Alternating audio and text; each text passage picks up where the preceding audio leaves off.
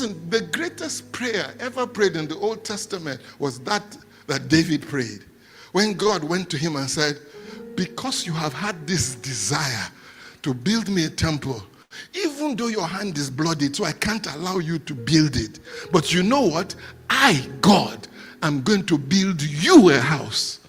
Look at what provokes God. I don't know if you get the point I'm making. It's somebody who thinks beyond themselves.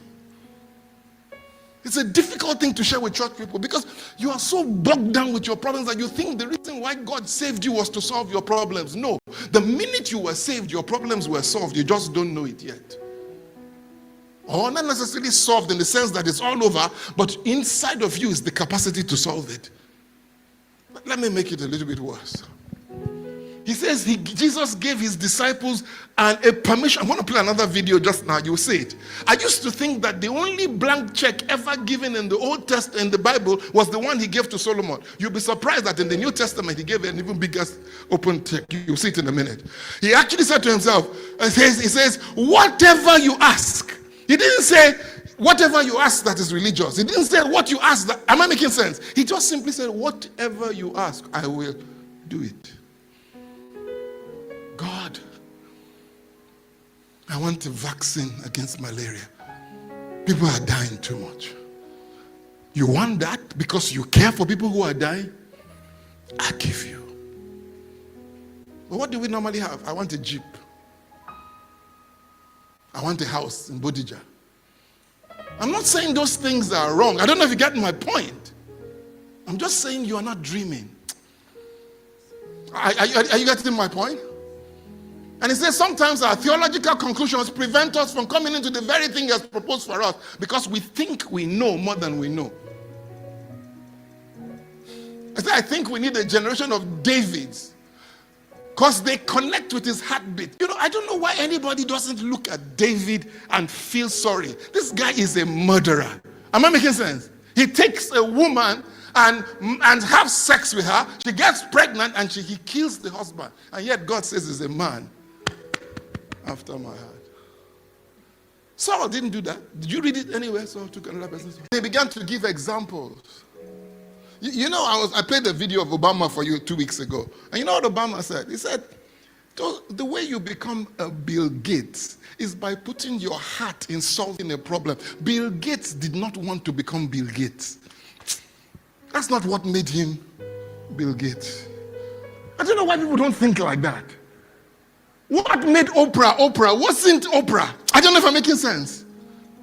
What made Google what it is wasn't Google. I don't know if you get the point. There were no Google mobiles. There were no Bill Gates model. There were no Oprah.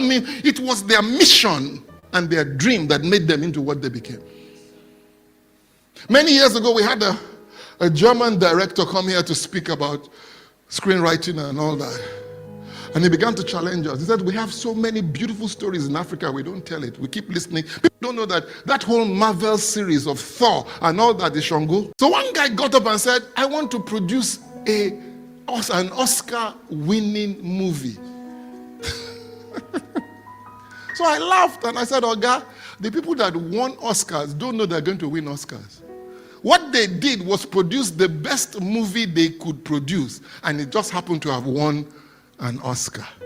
If your mission is not clear, if your dream is not big, am I making sense? If your dream, you can't achieve it. It has nothing to do with I want to become this. No, I want to solve this problem. This is the one that bothers me.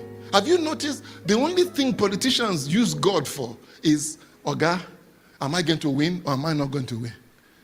It's not, how do I bring the kingdom to bear in APC? How do I bring the kingdom to bear in PDP? I don't know if you get the point I'm making. How do I change the value system of this political party I'm going in? They're only going in to do what? To win. And the minute they win, how many of you know what happens to them? The system swallows them up. He says, how about moms and dads who decide they're going to raise world changers? I'm asking you. I keep making fun of people, and when I go for naming ceremony, sometimes I challenge people. I said to them, let me ask you a question. Who chose Moses? Everybody will say God chose Moses. I don't believe it for 1 minute. Because Hebrews itself says it was Moses' parents who looked at their child and said, this child is special. And then they took the child and put him in a boat. And God says, since they think their child is special, I'm going to make that child special. So when you think your own child is not special, who's going to argue with you?